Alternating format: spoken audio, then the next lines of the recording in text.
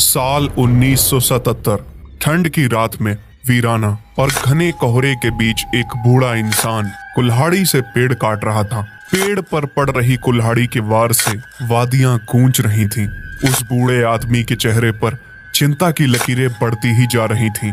वो बूढ़ा आदमी पूरी ताकत से उस बहुत बड़े और पुराने पेड़ को काटने की कोशिश कर रहा था, लेकिन कुल्हाड़ी के कई वार करने के बाद भी पेड़ पर किसी तरह की चोट के निशान नहीं दिख रहे थे। अभी कुछ देर हुई ही थी कि तभी एक अजीब सी हंसी उस बूढ़े के कानों में गूंजती है। वो इस हंसी से पागल हो रहा था। उसने अपने कानों को अपने हाथों से बंद कर लिया, लेकिन वो हंसी अभी भी उसके कानों के पर्दों को चीर रही थी। थोड़ी देर तड़पने के बाद वो बूढ़ा पेड़ से कुछ दूर पर जाकर गिर जाता है और तभी उस वादी में एक अजीब सी महक बिखर जाती है। यह रात रानी के फूलों की महक थी। वो बूढ़ा इस महक से परिचित था, जिसके बाद वो बहुत डर जाता है और खुद से कहता है, वो आ गई, आज फिर से कोई मरेगा। और ये कहते हुए वो बेहोश हो जाता है। सुबह के समय देवगढ़ के तालाब के किनारे लोगों की भीड़ जमा थी। तभी एक रौबदार इंसान कार से उतरकर उस तालाब के किनारे जमा भीड़ की ओर आगे बढ़ जाता है। उसे देखकर लोग आदर से सर झुका रहे थे। यह इस कस्बे के जमींदार ठाकुर कमल नारायण जी थे। तालाब पर पहुंचकर ठाकुर साहब ने देखा कि एक 30 से 35 साल के आदमी की लाश पड़ी हुई थी। उसे देखकर ऐसा लग रहा था मानो उसे किसी जंगली जानवर ने नोच नोच कर खाया हो। उसकी पहचान कर पाना लगभग नामुमकिन था। उसकी आंखें गायब थीं और उसका पूरा शरीर सफेद हो चुका था, मानो उसके शरीर से किसी ने पूरा खून निचोड़ लिया हो। गांव के सरपंच दीनानाथ ने ठाकुर कमल नारायण के पास जाकर कहा, ठाकुर साहब, हमारे गांव में ना जाने किसका श्राप लगा हुआ है। अगर इसी तरह से यहाँ लोगों की मौत होती रही तो एक दिन हमारा गांव वीराना हो जाएगा। ठाकुर साहब ने कहा, सरपंच जी, आप चिंता मत कीजिए, हमने चिट्ठी भेजी है। जल्द ही हमारी मदद के लिए यहाँ पुलिस आएगी। हम कल उस कातिल को जरूर पकड़ लेंगे। तब तक आप सभी लोग अपना अपना ख्याल रखिए और कोशिश करिए कि शाम ढलने के बाद कोई भी इंसान अपने घर के बाहर ना निकले। उस लाश को जलाने के बाद ठाकुर कमल नारायण वहां से चले जाते हैं। वो कार में बैठ किसी गहरी सोच में डूबे हुए थे। आज से पहले ऐसी चिंता की लकीरें उनके चेहरे में पहले कभी नहीं देखी गई थी। देवगढ़ शहर हिमालय की वादियों के बीच बसा पश्चिम बंगाल का एक पहाड़ी गांव था। यहाँ के जमींदार ठाकुर कमल नारायण थे, जिनके यहाँ लकड़ी के कारखाने और चाय बागान का बड़ा कारोबार था। उन्होंने यहाँ के लोगों को रोजगार दे रखा था। उनके फार्म में काम करने के लिए बाहर से भी लोग आते थे, लेकिन ना जाने क्यों वो किसी न किसी हादसे में मारे जाते थे। ऐसी घटनाएं पिछले कुछ सालों से बढ़ती ही जा रही थीं। सुबह का समय घने कोहरे से ढके पहाड़ों के बीच बसे देवगढ़ गांव में ठाकुर कमल नारायण की हवेली में काम करने वाले जोरावर और संतू बैठे बातें कर रहे हैं। जोरावर चिंतित होकर संतू से कहता है, यार संतू, पिछले कुछ सालों में हमारे गांव में अजीबोगरीब घटनाएं बढ़ रही हैं। ठाकुर साहब के फार्म में काम करने वाले लोग किसी न किसी हादसे में मारे जा रहे हैं। संतू ने सिर हिलाते हुए कहा, हाँ यार, तुम्हारी बात सच है, लेकिन मुझे इन घटनाओं की वजह समझ नहीं आ रही है। जोरावर ने आवाज धीमी करते हुए कहा, कुछ लोग कहते हैं कि ठाकुर साहब की हवेली में कोई प्रेत आत्मा है, जिसे ठाकुर साहब के पिताजी ने गांव वालों की रक्षा के लिए कैद कर रखा है।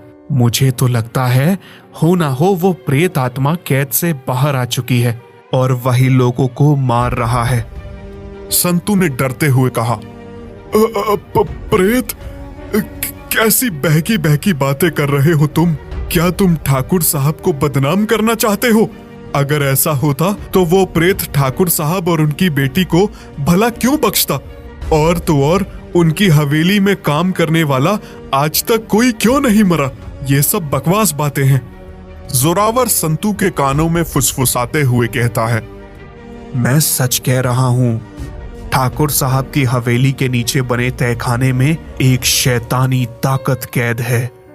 तभी ठाकुर की हवेली में काम करने वाली महिला लता वहां आती है। लता ने संतू को देखकर कहा, संतू, तुम यहाँ क्या कर रहे हो? संतू लता को देखकर मुस्कुराता है। लता, मैं जोरावर से बातें कर रहा था। लता जोरावर को देखकर कहती है, जोरावर भाई, क्या आपने सुना? ठाकुर साहब के फार्म में एक और हादसा हो गया है। जोरावर और संतू एक साथ कहते हैं, क्या फिर से कोई मारा गया? लता ने गंभीरता से कहा, हाँ, एक मजदूर लकड़ी के लट्ठे के साथ पता नहीं कैसे मशीन की ओर खिंचता चला गया और वो भी उस लकड़ी के साथ ही कट गया। जोरावर और संतू एक दूसरे को देखते हैं। जोरावर फुसफुसाहट भरी आवाज में कहता है, यह सब बहुत अजीब है। मैं अभी भी कहता हूं, यह सब उसी प्रेत का किया धरा है। संतू ने कहा, पिछले 1 साल से ऐसी घटनाएं बढ़ती ही जा रही हैं। हो ना हो इन सब के पीछे किसी ना किसी आदमी का हाथ है। मैं इन बातों का पता लगा कर रहूंगा। यह कहते हुए संतू वहां से चला जाता है। रात का सन्नाटा था। चांद की रोशनी से नहाया हुआ ठाकुर कमल नारायण का घर शांति और कोहरे से ढका हुआ था। ठाकुर कमल नारायण घर के बरामदे में बैठे हुए थे। ठाकुर कमल नारायण खुद से कहते हैं, आज रात मुझे कुछ अजीब सा महसूस हो रहा है। लगता है जैसे कोई मुझे देख रहा है। कितनी डरावनी है आज की रात। तभी अचानक पूरे घर में रात रानी के फूलों की महक फैलने लगती है। ठाकुर कमल नारायण हैरानी से, नहीं, आज नहीं, मैं आज किसी को नहीं मरने दूंगा। ये कहते हुए ठाकुर कमल नारायण उठते हैं और घर के अंदर जाते हैं। जैस्मीन के कमरे के बाहर ठाकुर साहब ने जोर जोर से दस्तक देनी शुरू की। बेटी जैस्मीन, दरवाजा खोलो। जैस्मीन, दरवाजा खोलो। मैं आज तुम्हें कहीं नहीं जाने दूंगा। ठाकुर कमल नारायण जैस्मीन के कमरे का दरवाजा तोड़कर कमरे के अंदर जाते हैं, लेकिन जैस्मीन का कमरा खाली था। ठाकुर कमल नारायण ने एक बार फिर से जोर से आवाज लगाई, जैस्मीन। तभी उन्हें जैस्मीन की आवाज सुनाई देती है, पिताजी, मैं यहाँ हूँ। ठाकुर कमल नारायण आवाज की तरफ दौड़ते हैं। यह आवाज घर के बगीचे से आ रही थी। ठाकुर कमल नारायण बगीचे में दौड़कर जैस्मीन को पुकार रहे थे, जैस्मीन, जैस्मीन। लेकिन जैस्मीन वहां नहीं थी। ठाकुर कमल नारायण को कुछ अजीब सा दिखता है। वो हैरान होकर खुद से कहते हैं, ये क्या?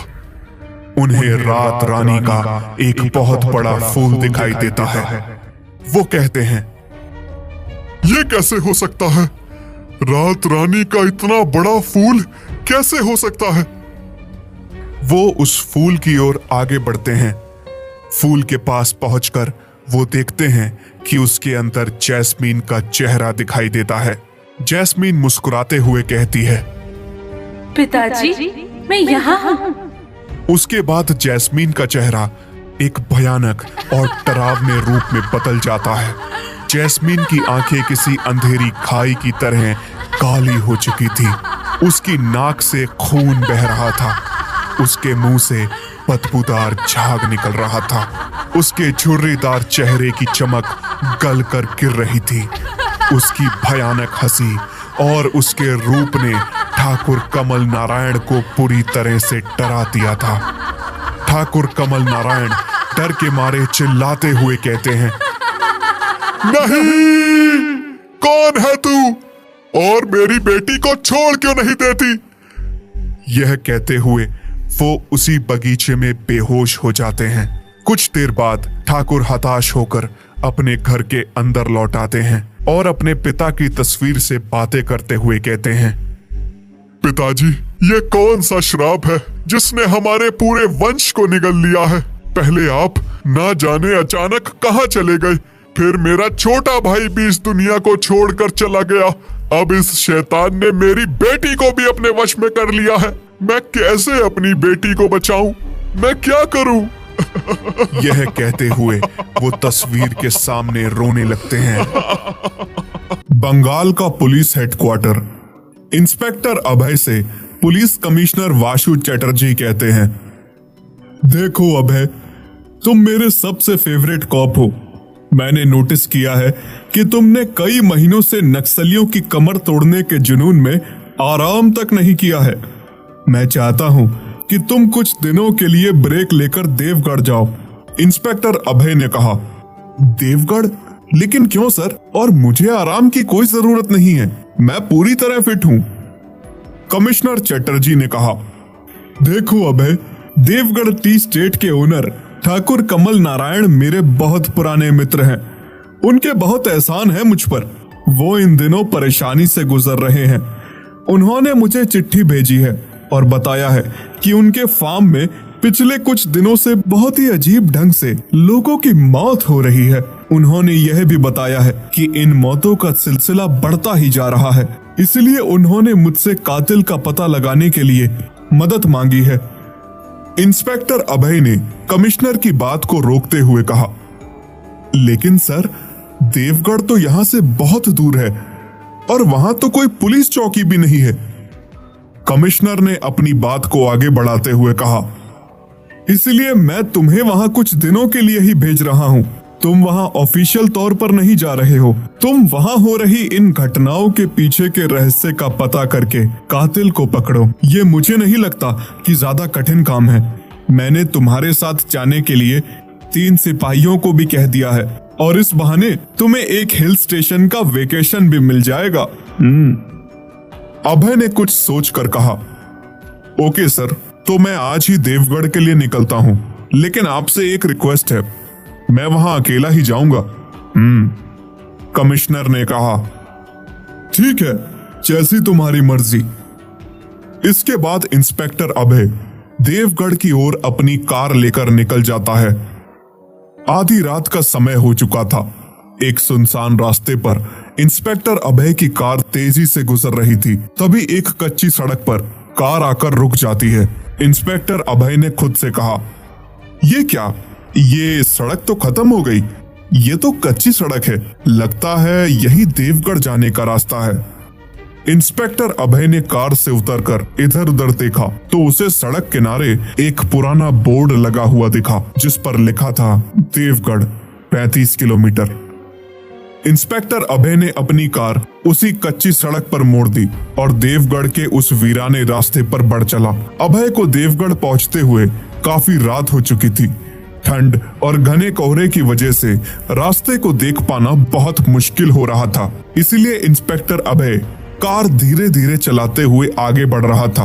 देवगढ़ की कच्ची सड़कों पर कार हिचकोले खाते हुई आगे बढ़ ही रही थी कि अचानक उसकी कार के आगे एक लड़की आ गई और उस लड़की को बचाने के चक्कर में गाड़ी रोड किनारे पर एक पत्थर से टकराकर बंद हो गई।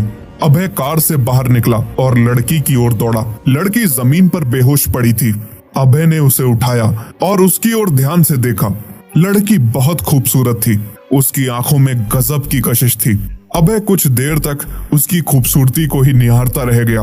कुछ देर बाद अभय उस लड़की की झील सी आंखों से बाहर आया और उस लड़की से कहा, कौन है आप? आपको चोट तो नहीं लगी? और आप इस वीराने में क्या कर रही हैं? उस लड़की ने अभय को बताया कि वो किसी काम से शहर गई हुई थी, लेकिन यहाँ आते आते रात हो गई थी। शायद थकान की वजह से चक्कर आ गया था, इसीलिए वो कार के सामने आ गई थी। अभय ने उस लड़की से कहा, कोई बात नहीं, आप परेशान मत होइए, मैं भी आपके गांव ही जा रहा हूँ, आइए आप मेरे साथ चलिए। अभय ने उस लड़की को सहारा देकर उठाया और अपनी कार के पास ले गया। वो दोनों कार में बैठकर रास्ते में चल ही रहे थे कि अचानक तेज आंधी तूफान के साथ बारिश शुरू हो जाती है। इस तेज तूफान में उनका आगे बढ़ना मुश्किल हो रहा था। अभय की कार धीरे धीरे बढ़ ही रही थी कि तभी एक पेड़ टूटकर सड़क पर गिर गया। वो दोनों इस पेड़ से टकराने से बाल बाल बचे थे। अभय ने कहा, हम अब यहाँ से आगे नहीं चल सकते। हमें यहीं रुक कर तूफान के थमने का इंतजार करना होगा और फिर कोई दूसरा रास्ता ढूंढना होगा। तभी उस लड़की ने कहा, हमारा यहाँ रुकना सही नहीं है। शायद आपको इन पहाड़ी बारिश का अंदाजा नहीं है। ये कितनी खतरनाक होती है, मैं जानती हूँ।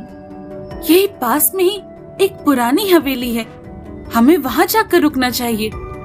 अभय ने कार को उस लड़की के बताए अनुसार उस पुरानी हवेली की ओर मोड़ दिया और कुछ देर की ड्राइव के बाद वो दोनों उस हवेली में पहुंच गए। यह एक पुरानी और खंडर हवेली थी, लेकिन उस तूफानी रात में उनके लिए यही इकलौता सहारा था। हवेली के अंदर जाने का रास्ता घनी लताओं से ढका हुआ था, जो हवेली को एक भयानक रूप दे रही थी। टूटी हुई खिड़कियों के अंदर घुसने वाली हवा एक भयानक सिसकी की तरह लग रही थी। हवेली के दरवाजे जंग लगे थे और उनके चारों ओर मकड़ी के जाले फैले हुए थे। हवेली के अंदर का माहौल अंधेरा और दम घोटू था। जर्जर सीढ़ियां, टूटे हुए फर्नीचर और धूल से भरी मंजिलें हवेली को एक भयानक जगह बना रही थी। हवेली के अंदर अभय ने उस लड़की से पूछा, आपने अपना नाम नहीं बताया? लड़की ने एक मादक मुस्कान बिखेरते हुए कहा, मेरा नाम जैस्मिन है। अभय ने कहा, जैस्मिन बहुत ही प्यारा नाम है। जैसे आपका नाम है वैसे ही आपकी महक है। जैस्मिन को ठंड लग रही थी। अभय ने आग लगाई। वो दोनों आग के पास बैठ गए। जैस्मिन के कपड़े गीले थे। जैस्मिन अपने बदन को अपने हाथों से छुपाने की कोशिश कर रही थी। अभय जैस्मिन की खूबसूरती में खोता जा रहा था। एकाएक अभय ने जैस्मिन को अपनी ओर खींच लिया और उसे अपनी बाहों में भर लिया। जैस्मिन ने समझ न आने वाली भाषा में कुछ बुदबुदाया। उसके बाद अभय जैस्मिन के सम्मोहन में खोता चला गया। जैस्मिन की ठंडी त्वचा अभय के स्पर्श से थरथरा रही थी। अभय ने जैस्मिन के चेहरे को अपनी हाथों में लिया और उसकी आंखों में देखा। जैस्मिन भी बड़ी ही मदहोशी से अभय को देख रही थी। अभय ने धीरे से जैस्मिन के हाथों पर चुंबन किया। जैस्मिन ने अपनी आंखें बंद कर ली और अभय के स्पर्श का आनंद लिया और उसके शरीर की गर्माहट में खो गई। अभय ने जैस्मिन के होठों को चूमा और उसे अपने कंधे पर उठाकर बिस्तर पर ले गया। कुछ देर के बाद अभय की नींद खुली। जैस्मिन बिस्तर पर लेटी थी। उसके चेहरे को उसके लंबे काले बालों ने ढक रखा था। अभय ने जैस्मिन के चेहरे से बाल हटाए तो डर के मारे उसकी आंखें फटी रह गईं। अभय जिस खूबसूरत चेहरे को देख रहा था वो अब एक डरावना रूप ले चुका था। अभय ने अपनी पिस्तौल देखी, वो दूर रखी हुई थी। वो उसे लेने के लिए बिस्तर से उठा, लेकिन वो पूरी ताकत लगाने के बाद भी बिस्तर से उठ नहीं पा रहा था। उसे जैस्मिन ने पकड़ रखा था। बड़ी ही अजीब आवाज में जैस्मिन की हंसी उस हवेली में गूंजने लगी थी। जैस्मिन ने अभय के शरीर में अपने बड़े बड़े नाखूनों से कई बार वार कर उसे घायल कर दिया था। चोट लगने की वजह से अभय का शरीर पैरालाइज हो चुका था। वो मकड़ी के जाल में फंसे किसी पतंगे की तरह केवल तड़प रहा था। जैस्मिन अपने दो मुंहे सांप नुमा जीभ निकालकर लपलपाती हुई अभय की छाती पर बैठ गई। इस समय जैस्मिन बहुत डरावनी लग रही थी। उसने अभय को अपनी नुकीले गंदे दांतों से कुछ जगह काट दिया और उसका पूरा खून पी लिया। रात 3 बजे जैस्मिन दौड़ते हुए अपने घर में घुसती है। ठाकुर कमल नारायण की आंखों में नींद नहीं थी। वो जैस्मिन के इंतजार में बैठे हुए थे। कमल नारायण ने देखा जैस्मिन का चेहरा पूरी तरह से खून से सना हुआ था। उन्होंने जैस्मिन को आवाज देकर रोका, लेकिन जैस्मिन ने जैसे ही पलटकर उनकी ओर देखा, वो उसका भयानक रूप देखकर बहुत डर गए और कुछ बोल न सके। जैस्मिन ने अपने कमरे का दरवाजा बंद कर लिया। ठाकुर कमल नारायण जान चुके थे कि आज फिर जैस्मिन ने किसी को मार डाला है, लेकिन वो चाहकर भी ये सब किसी को बता नहीं सकते थे, क्योंकि वो अपनी बेटी को बचाना चाहते थे। उन्हें पता था कि उनकी बेटी जैस्मिन के शरीर में कई शैतान हैं। काफी प्रयास करने के बावजूद भी इस शैतान को उनकी बेटी से अलग नहीं किया जा सकता था। कुछ गांव वालों की भीड़ तालाब किनारे लगी हुई थी। तभी किसी ने आवाज लगाई, हरिया, ओ हरिया, सुनो, इधर आओ, देखो क्या हो गया है, जल्दी आओ। यह बिरजू की आवाज थी जो लोगों को तालाब के पास बुला रहा था। गांव के कुछ लोगों में से किसी ने कहा, अरे वहां देखो, बिरजू ना जाने क्यों चीख रहा है, जरूर कोई बात है, चलो चलकर देखते हैं। जब गांव वालों ने तालाब के पास जाकर देखा तो वो सभी दंग रह गए। आज फिर एक लाश तालाब के पास मिली थी। भीड़ लाश के पास खड़ी ही थी कि तभी अचानक उन्हें एक बूढ़ा आदमी झाड़ियों के पीछे छिपा हुआ दिखाई देता है। उस बूढ़े को उन लोगों से छिपते हुए एक आदमी ने देख लिया और कहा, बिरजू, ये देखो, यहाँ कोई है और वो हमारी नजरों से बचने के लिए इन झाड़ियों में छिप रहा है। हो सकता है इसी ने लोगों को मारा हो।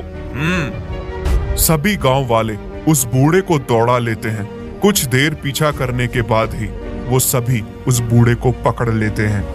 बिरजू ने उस बूढ़े को झकझोरते हुए कहा, बता, कौन है तू और तू हम लोगों से छिप क्यों रहा था? वो बूढ़ा अपने बचाव में कुछ बोल रहा था, लेकिन उसकी भाषा किसी की समझ में नहीं आ रही थी।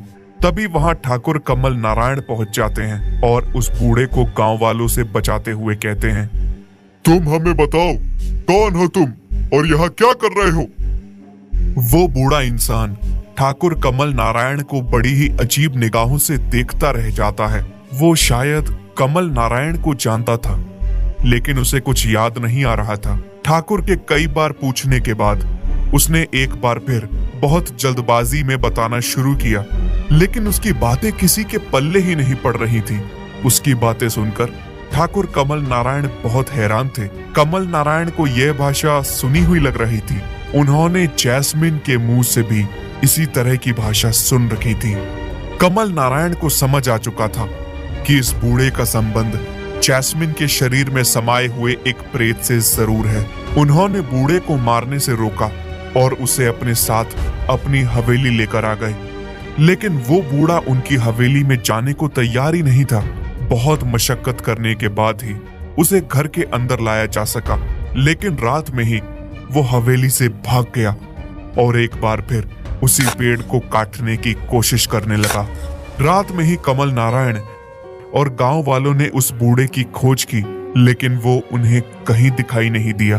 गांव वालों ने कहा, ठाकुर साहब, अब तो ये यकीन हो गया है कि वो बूढ़ा इन सभी हत्याओं का जिम्मेदार है। अगर आपने नहीं रोका होता तो हम उसे मारकर अपने गांव के लोगों की जिंदगी बचा लेते। ठाकुर कमल नारायण चुपचाप गांव वालों की बातों को सुन रहे थे। उन्हें पता था कि इन हत्याओं का असली जिम्मेदार कौन है, लेकिन वो बूढ़े को खोजना चाहते थे।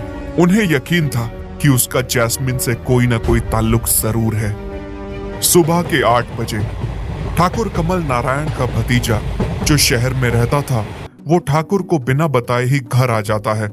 आदित्य ने ठाकुर कमल नारायण से कहा, ताऊ जी, मैं आ गया। ठाकुर कमल नारायण आदित्य को देखकर बहुत खुश हो जाते हैं और उसे गले से लगाते हुए कहते हैं, मेरे बच्चे, तुम कितने बड़े हो गए, लेकिन तुम यहाँ अचानक क्यों आ गए? मुझे बता दिया होता, मैं तुमसे मिलने के लिए आ जाता। तुम्हें यहाँ नहीं आना चाहिए था।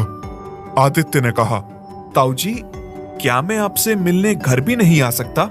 अब मैं कुछ दिनों तक आपके साथ यहीं रहूंगा। मैंने इस बार लंबी छुट्टी ली है।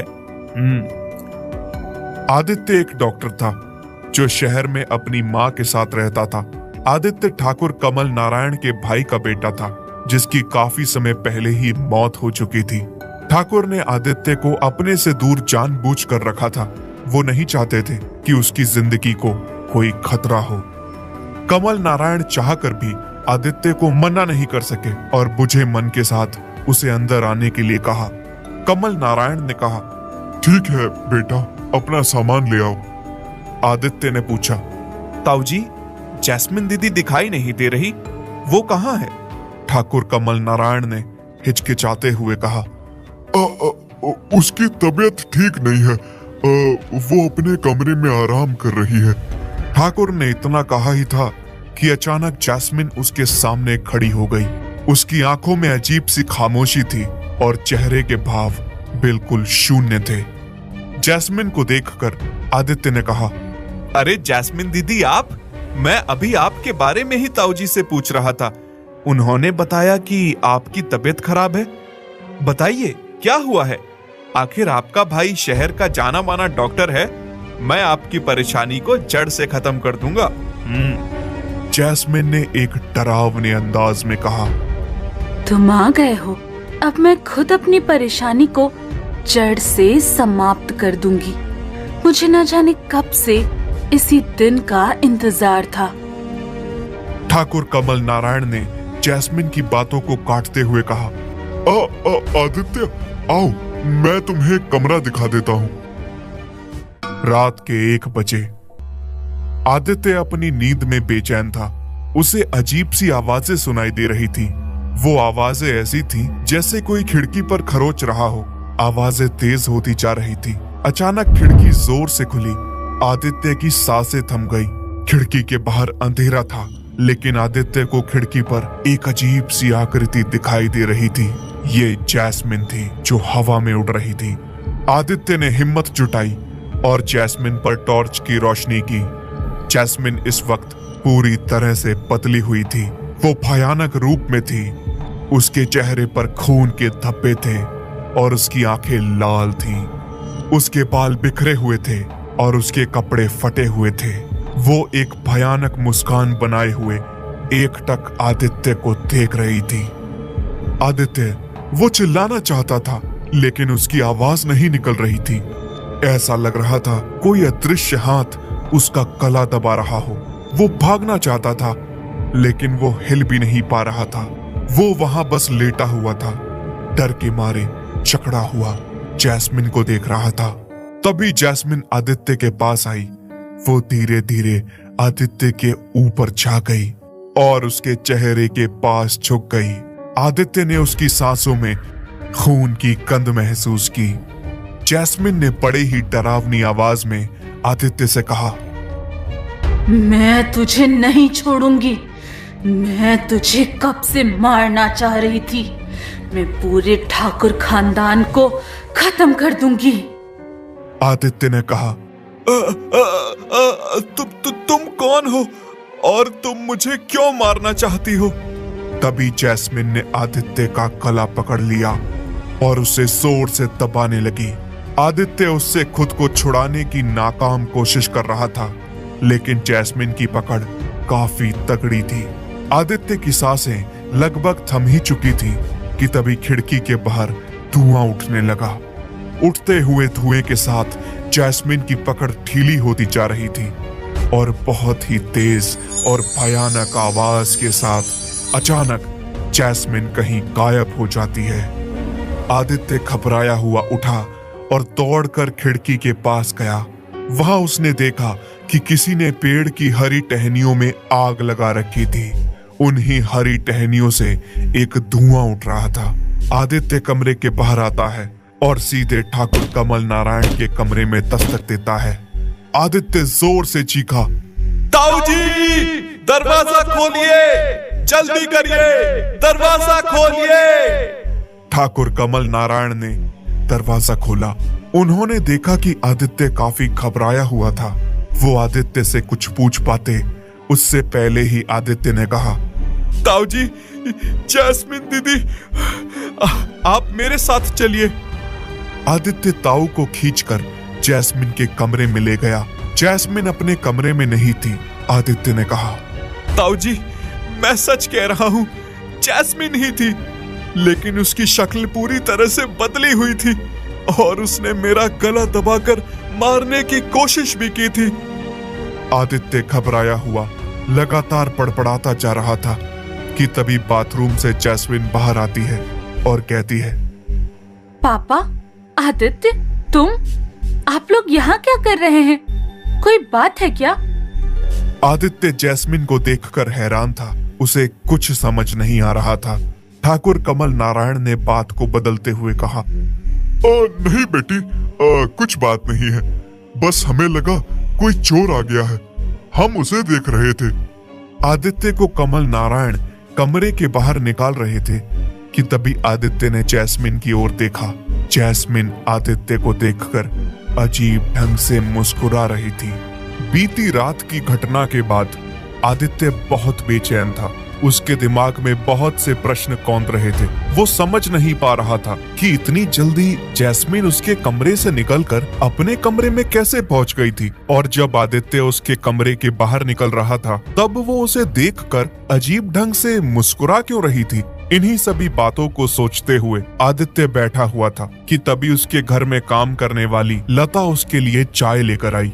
आदित्य को लता ने परेशान देखते हुए कहा, भैया आप कुछ परेशान लग रहे हैं, क्या तबीयत खराब है आपकी?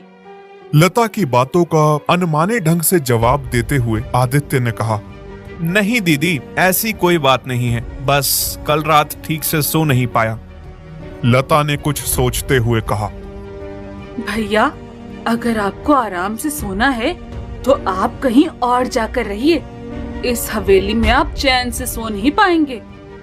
आदित्य ने बड़ी ही गंभीरता से लता की ओर देखते हुए कहा, लेकिन तुम ऐसी बात क्यों कर रही हो? मुझे पूरी बात बताओ। आखिर इस हवेली का ऐसा कौन सा रहस्य है जो मुझे नहीं मालूम? लता ने कुछ याद करते हुए कहा, भैया मुझे रहस्य का तो पता नहीं, लेकिन मैंने भी यहाँ कुछ न कुछ अजीब महसूस किया है। और मैं जब यहाँ रहती थी तो रात में मैंने अजीब सी आवाजें सुनी हैं। एक रात किसी चुड़ैल ने तो मेरा गला ही दबा दिया था, लेकिन किसी ने मेरी बातों का विश्वास नहीं किया, इसलिए अब मैं रात में यहाँ नहीं रुकती। आदित्य ने लता से पूछा, दीदी तो क्या आपने ताऊजी से इस बारे में जिक्र नहीं किया था? लता कुछ बोल पाती उससे पहले ठाकुर कमल नारायण वहां पहुंच जाते हैं और लता को देखते हुए कहते हैं, अरे लता, तू अभी चाय लेकर घूम रही है? आदित्य को भूख लगी होगी, जाकर नाश्ते का इंतजाम कर। और हाँ, आज नाश्ता आदित्य की पसंद का ही बनाना।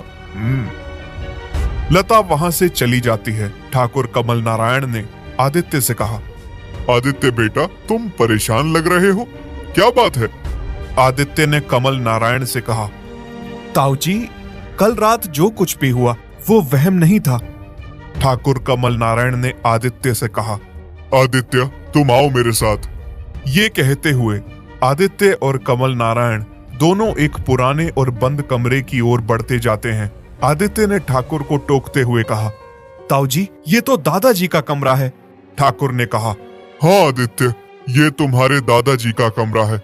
जब तुम्हारे पिता और तुम सब शहर में रह रहे थे, तब एक रात अचानक पिताजी को ना जाने क्या हो गया। वो सांस नहीं ले पा रहे थे और कुछ ही देर में उनकी मौत हो गई। उनकी मौत के कुछ दिनों बाद ही तुम्हारे पिताजी भी अचानक ना जाने कहाँ गायब हो गए। उनकी भी आज तक कोई जानकारी नहीं मिली। तब से बेटा, हमारी हवेली को ना जाने किसकी नजर लग गई है। यहाँ अजीबोगरीब घटनाएं हो रही हैं। मैंने इसलिए तुमसे कहा था कि तुम यहाँ मत आओ। बेटा, मेरी बात मानो, यहाँ से चले जाओ। ये जगह तुम्हारे लिए सेफ नहीं है। ये कहते हुए ठाकुर साहब बड़ी ही घबराहट में वहां से चले जाते हैं। आदित्य की नजर जैस्मिन के कमरे की खिड़की पर पड़ती है, जहां से जैस्मिन उन दोनों को घूर रही थी। आदित्य को ना जाने क्यों ऐसा लग रहा था कि उसके ताऊजी ने उसे पूरी बात नहीं बताई है और वो उससे कुछ न कुछ छुपा रहे हैं। आदित्य ने मन ही मन फैसला किया था कि अब वो यहाँ हो रही घटनाओं के कारण का पता लगाए बिना नहीं जाएगा। रात का समय हो चुका था। सभी खाना खाकर सोने के लिए अपने अपने कमरों में जा चुके थे, लेकिन आदित्य की आंखों में नींद नहीं थी। वो तो इस हवेली के रहस्य का पता लगाना चाह रहा था। देर रात आदित्य की कब आंख लग गई उसे पता ही नहीं चला। रात करीब 1 बजे पूरी हवेली रात रानी के फूलों की महक से महक उठी। महक बाहर लॉन से आ रही थी। उस महक ने आदित्य को अपनी ओर खींचना शुरू किया। आदित्य उस महक का पीछा करता हुआ हवेली से बाहर जा चुका था। रात काफी सर्द थी। चारों ओर कोहरा और धुंध छाई हुई थी। आदित्य बगीचे से होते हुए घने जंगलों की ओर बढ़ता जा रहा था कि तभी उसे एक पेड़ के पास एक सुंदर सी लड़की खड़ी हुई दिखती है, लेकिन उसका चेहरा पेड़ की ओर था। आदित्य ने मन ही मन सोचा, इस वीराने में एक अकेली लड़की क्या कर रही है? पास जाकर पूछता हूँ। आदित्य जैसे जैसे उस लड़की के पास जाता जा रहा था, उसे कुछ अजीब सी आवाजें सुनाई दे रही थी। वो कुछ ऐसे बड़बड़ा रही थी मानो वो कोई मंत्र पढ़ रही हो। आदित्य ने डरते हुए उस लड़की से कहा, सुनिए, आप कौन हैं और यहाँ क्या कर रही हैं? उस लड़की ने आदित्य की बातों का कोई जवाब नहीं दिया और अपने मंत्रों की गति को और अधिक बढ़ा लिया। आदित्य ने उसे फिर टोकते हुए कहा, सुनिए, आप कौन हैं और आप इस वीराने में क्या कर रही हैं? अगर आप किसी तकलीफ में हैं तो मुझे बताइए, मैं आपकी मदद करूंगा। उस लड़की ने आदित्य की ओर मुड़ना शुरू किया, लेकिन ये क्या, उस लड़की की केवल गर्दन ही घूम रही थी और अपने पीछे लड़की ने पूरी गर्दन घुमा दी। और आदित्य ने देखा कि ये वही शैतान थी जो कल रात उसकी जान लेना चाह रही थी। उस शैतान का भयानक चेहरा देखकर आदित्य की सांसें भारी होने लगी। वो अपने लड़खड़ाते हुए कदमों से पीछे हट रहा था। तभी जंगल में तेज हवा चलने लगी। हवा के शोर और पत्तों की सड़सड़ाहट के साथ उस शैतान की बहुत ही डरावनी हंसी जंगल में गूंज रही थी। आदित्य डरकर एक पेड़ के पीछे छुप जाता है। उसने अपने मुंह को अपने हाथों में दबा रखा था। तभी उस शैतान के भद्दे और नुकीले नाखून पेड़ की छाल को खुरचने लगते हैं। आदित्य समझ चुका था कि उसका आज बच पाना मुश्किल है। आदित्य ने शैतान की छाती पर अपनी एक जोरदार लात मारी। शैतान थोड़ा लड़खड़ाया। आदित्य ने देखा कि उस शैतान का भयानक चेहरा और उसकी लाल आंखें उसको जान से मारने के लिए बेताब हो रही थी। आदित्य वहां से भागना चाह रहा था, लेकिन तभी उस शैतान ने आदित्य को पकड़ लिया। आदित्य उस शैतान की पकड़ से छूटना चाह रहा था, लेकिन लाख कोशिश करने के बावजूद वो उसकी पकड़ को छुड़ा नहीं पा रहा था। आदित्य की सांसें थम रही थी। उसकी आंखों के सामने अंधेरा छा चुका था। उसकी मौत लगभग उसकी आंखों के सामने दिख रही थी कि तभी वहां चारों ओर धुआं छाने लगा। आदित्य इस धुएं की गंध को जानता था। जैसे जैसे धुआं तेज हो रहा था, शैतान की चीख भी तेज होती जा रही थी।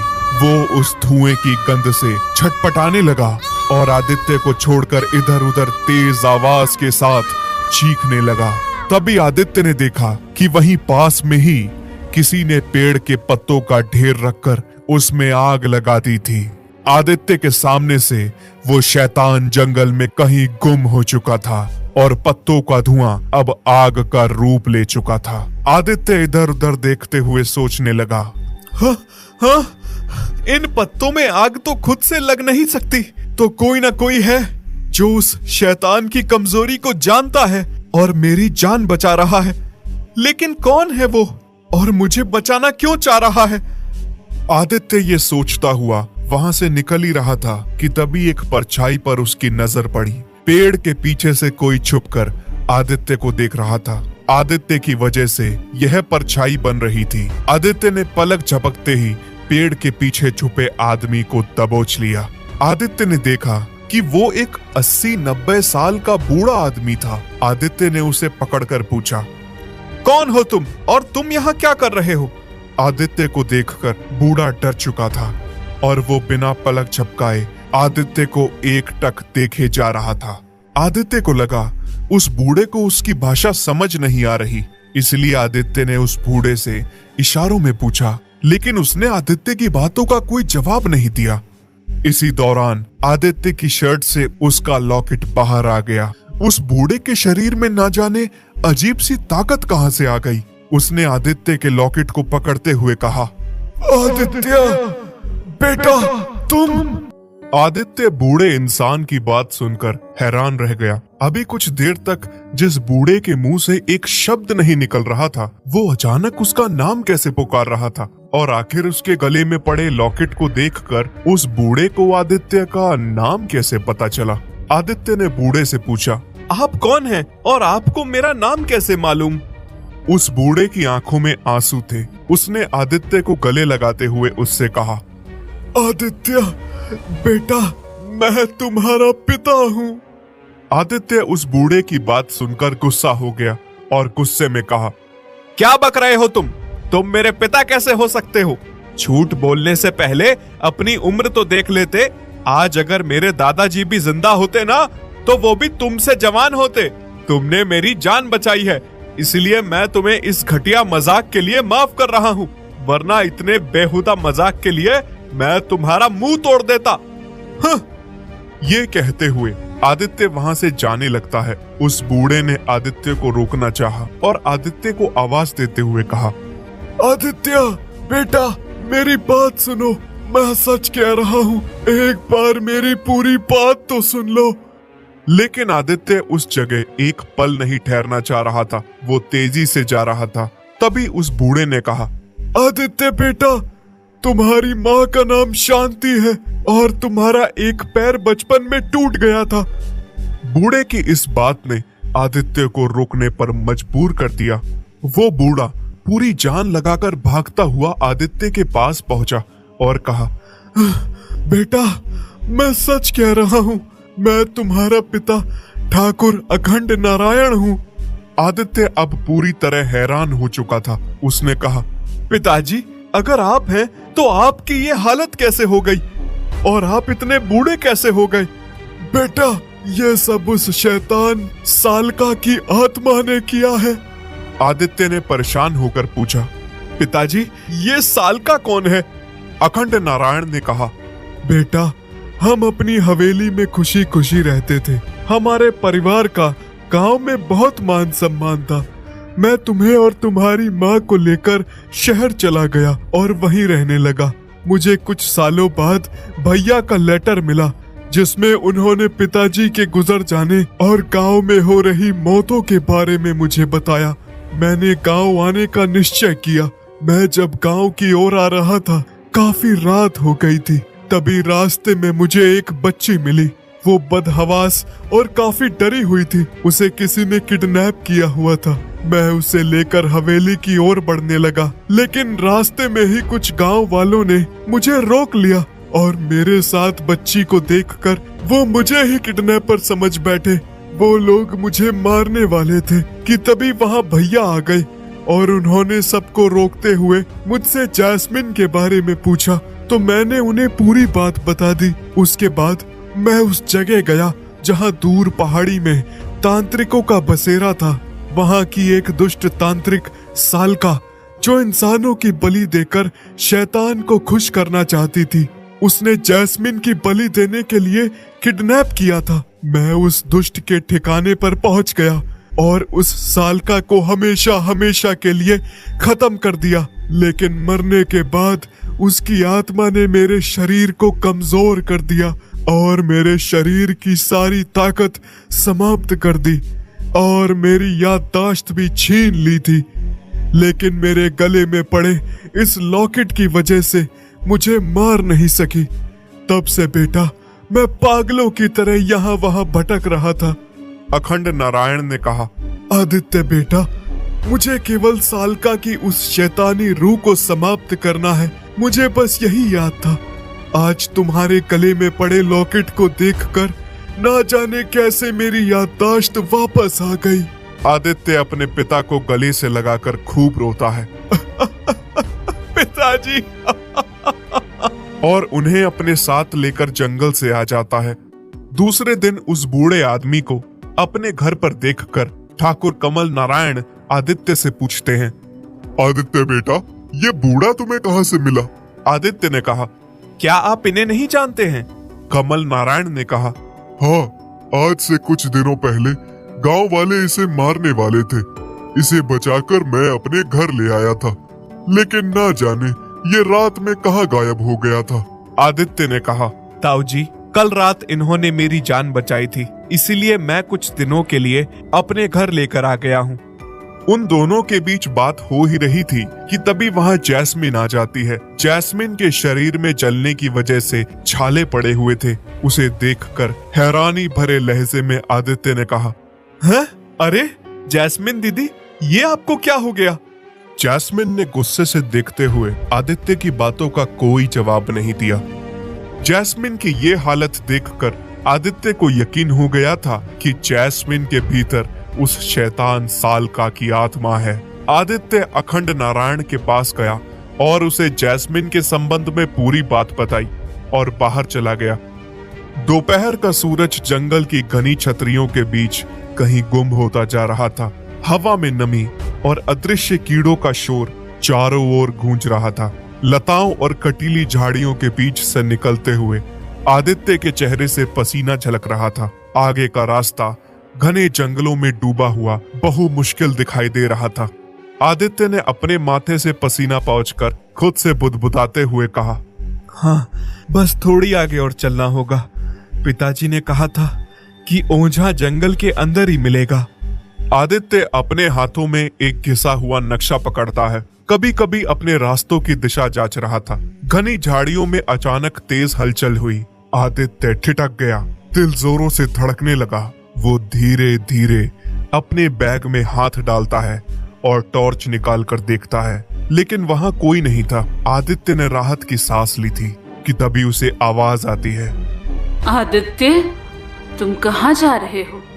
मैं तुम्हारे पास ही हूँ। आदित्य ने पीछे मुड़कर देखा। उसके पीछे वही शैतान खड़ा था।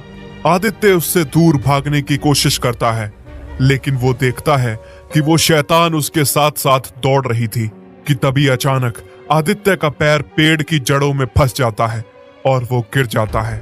सालका आदित्य के सीने पर बैठ जाती है। वो उसके सीने में अपने छुरे से तेज नाखून घुसाने ही वाली थी कि तभी हवा में राख के बादल छा गए और एक गंभीर आवाज ने सालका को परेशान कर दिया। भाग जा शैतान, तेरा अंत निकट है, छोड़ दे उसे। ये कहते हुए एक मोटा और भद्दा डरावने चेहरे वाला इंसान अपने थैले में राख निकालकर एक बार फिर उस शैतान के ऊपर फेंक देता है। वो शैतान बहुत ही अजीब सी चीख निकालते हुए वहां से गायब हो गई। आदित्य ने ओझा से कहा, बाबा, मैं आपको ही ढूंढ रहा था। प्लीज मेरी मदद करिए, मुझे इस शैतान से बचा लीजिए। उस ओझा ने आदित्य पर गुस्सा होते हुए कहा, चला जा यहाँ से। यह शैतान किसी के वश में आने वाली नहीं है। इसके पास एक ऐसी शक्ति है जो इसकी रक्षा कर रही है। जब तक उस शक्ति को समाप्त नहीं किया जाएगा, तब तक इसको समाप्त करना मुश्किल है। आदित्य ने कहा, बाबा, ऐसी कौन सी शक्ति है और उसे कैसे खत्म किया जा सकता है? उस ओझा ने कहा, इस शैतान ने तुम्हारे ही परिवार के एक सदस्य की आत्मा को कैद करके रखा हुआ है। जब तक उस आत्मा को इस शैतान की कैद से मुक्ति नहीं मिल जाएगी, तब तक इसे खत्म नहीं किया जा सकता है। आदित्य ने कहा, बाबा, आप तो सब कुछ जानते हैं। अब आप ही मेरी आखिरी उम्मीद है। आप हमारी मदद नहीं करेंगे तो कौन करेगा? उस ओझा ने कुछ देर विचार करने के बाद कहा, ठीक है। इस शैतान ने तुम्हारे परिवार के किसी सदस्य की आत्मा को कैद कर रखा है। तुम्हें सबसे पहले यह पता लगाना होगा कि उसने आत्मा को कैद कहां कर रखा है। उसी से इस शैतान को शक्ति मिल रही है। आदित्य ने कहा, लेकिन बाबा, हमें कैसे पता चलेगा कि उस शैतान ने आत्मा को कहां कैद कर रखा है? ओझा ने कहा, बेटा, कल अमावस की रात है। यह शैतान एक ना एक बार उस आत्मा के पास जरूर जाएगी। बस तुम्हें उसका पीछा करना है। अब वही अपनी मौत का रास्ता दिखाएगी।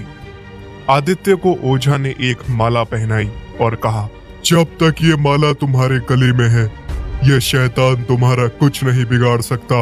आदित्य का कमरा स्याही अंधेरे में डूबा हुआ था। दीवार पर लगी पुरानी घड़ी की सुई चरमरा रही थी। घड़ी के पेंडुलम ने 12 बजने का इशारा किया। तभी घर में छाई खामोशी के बीच पायल की झंकार गूंज उठी। आदित्य बिस्तर पर लेटा था। घर में गूंज रही पायल की आवाज ने उसके दिल की धड़कनों को बढ़ा दिया था। बाहर हो रही कुछ अजीब सी हलचल ने उसे बता दिया था कि वो जिस घड़ी का इंतजार कर रहा है वो आ चुकी है। आदित्य बिस्तर से उठा और उसने खिड़की के पास जाकर देखा। बाहर का दृश्य किसी बुरे सपने जैसा था। घने कोहरे ने सब कुछ ढक रखा था। कुछ फीट की दूरी तक भी देख पाना मुश्किल हो रहा था। स्ट्रीट लैंप्स ने भूतिया आभा मंडल बना दिया था। उन लैंपों से आ रहा प्रकाश मोटे सफेद कोहरे को पार करने में असमर्थ था। तभी आदित्य ने देखा कि घर के बाहर एक आकृति खड़ी थी। उस भयानक और अजीब आकृति को देखकर आदित्य की सांसें गले में अटक गईं। ये जैस्मिन थी। आदित्य ने खुद से कहा, हाँ, लगता है जैस्मिन दीदी वहीं जा रही हैं, जहां उस ओझा ने बताया था। यही सही मौका है, मुझे इनके पीछे जाना चाहिए। ये कहते हुए आदित्य ने खुद को कंबल से ढका और बाहर निकल गया।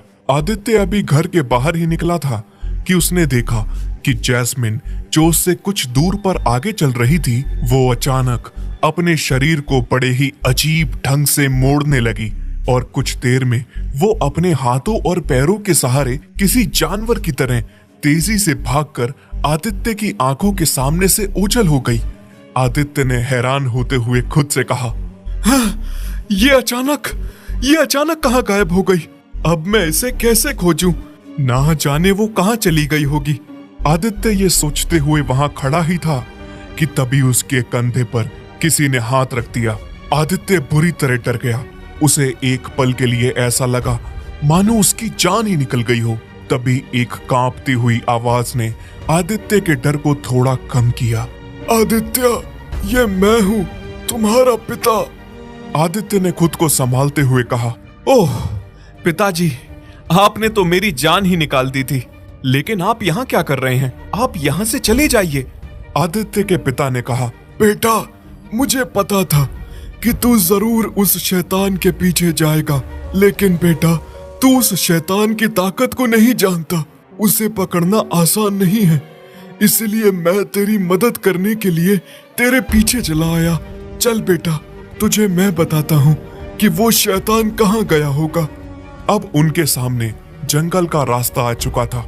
घने कोहरे ने स्याही कालेपन को और भी गहरा कर दिया था। अखंड नारायण ने हाथों में जो लालटेन पकड़ रखी थी, उसकी मंद रोशनी जंगल में पेड़ों की अजीब सी डरावनी आकृतियां उकेर रही थी। आदित्य आगे चल ही रहा था कि तभी तेज आवाज के साथ एक टहनी टूटकर आदित्य पर आ गिरी। लेकिन ये क्या, आदित्य को एक खरोच तक नहीं पहुंची और जो टहनी आदित्य के ऊपर गिरी थी वो उसके शरीर से टकराते ही टूट गई। आदित्य को कुछ समझ नहीं आ रहा था कि आखिर ये कैसे हो गया। आदित्य के पिता भी यह देखकर हैरान थे। आदित्य ने अपने पिता का हाथ पकड़ा और कहा, पिताजी, आप ठीक है ना? पिताजी ने कहा, हाँ बेटा, मैं ठीक हूँ, तुझे तो कुछ नहीं हुआ? आदित्य ने कहा, जब तक ये माला मेरे गले में है तब तक वो शैतान मेरा कुछ नहीं बिगाड़ सकता। आप मेरे साथ आइए, मुझे कुछ नहीं हुआ। और वो दोनों एक बार फिर आगे बढ़ गए। आदित्य के पिता के चेहरे पर चिंता की लकीरें स्पष्ट रूप से देखी जा सकती थी। आदित्य से रहा नहीं गया। उसने अपने पिताजी से पूछा, पिताजी, आप कुछ परेशान लग रहे हैं, क्या बात है? अखंड नारायण ने कहा, बेटा, मैं महसूस कर सकता हूँ कि वो शैतान हमारे आसपास ही है। अब हमें यहाँ से संभल कर आगे बढ़ना होगा। वो दोनों कुछ दूर आगे बढ़े थे कि अचानक आदित्य को ऐसा लगा मानो उसके पैरों तले जमीन खिसक गई हो और वो हवा में हो। पलक झपकते ही आदित्य ने खुद को हवा में उल्टा लटका हुआ पाया। आदित्य बड़े से बरगद के पेड़ की जड़ों में फंसकर उल्टा लटक रहा था। विशाल बरगद की जड़ों का एक उलझा हुआ जाल उसके टखने के चारों ओर लिपटा हुआ था। कोहरे के कारण उसके पिता का चेहरा धुंधला हो चुका था। उसे साफ साफ कुछ दिखाई नहीं दे रहा था।